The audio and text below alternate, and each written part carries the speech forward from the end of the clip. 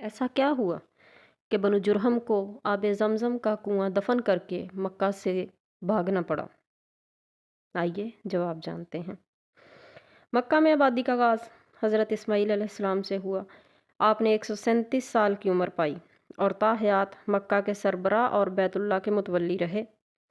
اس کے بعد آپ کے 2 صاحبزادے نابت پھر کدار یکے بعد دیگرے مکہ کے والی ہوئے۔ ان کے بعد ان کے نانا مزاز بن عمر جرہمی نے یہ ذمہ داری اپنے ہاتھ میں لے لی اور اس طرح مکہ کی سربراہی بنو جرہم کی طرف منتقل ہو گئی اور ایک عرصے تک انہی کے ہاتھ میں رہی۔ حضرت اسماعیل علیہ السلام چونکہ اپنے والد حضرت ابراہیم علیہ السلام کے ساتھ مل کر بیت اللہ کے بانی اور معمار تھے، اس لیے ان کی اولاد کو ایک باوقار مقام ضرور حاصل رہا، لیکن اقتدار اور اختیار میں ان کا کوئی حصہ نہ تھا۔ پھر دن پر دن اور سال پر سال گزرتے گئے، لیکن حضرت اسماعیل علیہ السلام کی اولاد گوشہ گمنامی سے نہ نکل سکی، یہاں تک کہ بخت نصر کے ظہور سے کچھ پہلے بنو جرہم کی طاقت کمزور پڑ گئی اور مکہ کے افق پر عدنان کا سیاسی ستارہ جگمگانا شروع ہوا۔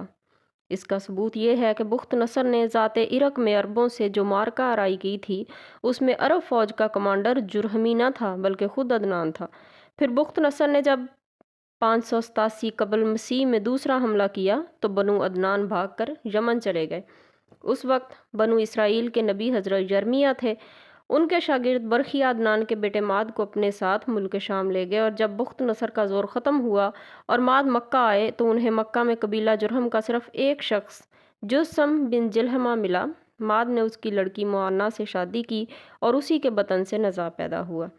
اس کے بعد مکہ میں جرہم کی حالت پھر بگڑتی گئی، خراب ہوتی گئی، انہیں تنگ دستی نے آ گھیرا۔ نتیجہ یہ ہوا کہ انہوں نے زائرین جو عمرہ کرنے آتے تھے ان پر زیادتیاں شروع کر دیں اور خانہ کعبہ کا مال کھانے سے بھی دریغ نہ کیا۔ ادھر بنو عدنان اندر ہی اندر ان کی حرکتوں پر کڑتے رہے، اس لیے جب بنو خزاع نے مرہ زہران میں پڑاؤ کیا اور دیکھا کہ بنو عدنان بنو جرہم سے نفرت کرتے ہیں تو اس کا فائدہ اٹھاتے ہوئے ایک عدنانی قبیلے بنو بکر بن عبد مناف بن کنانہ کو ساتھ لے کر بنو جرہم کے خلاف اعلان جنگ چھیڑ دی اور انہیں مکہ سے نکال کر اقتدار پر خود قبضہ کر لیا۔ یہ واقعہ 2 صدی عیسوی کے وسط کا ہے۔ بنو جرہم نے مکہ چھوڑتے وقت زمزم کا کنواں پاٹ دیا اور اس میں کئی تاریخی چیزیں دفن کر کے اس کے نشانات بھی مٹا دیے۔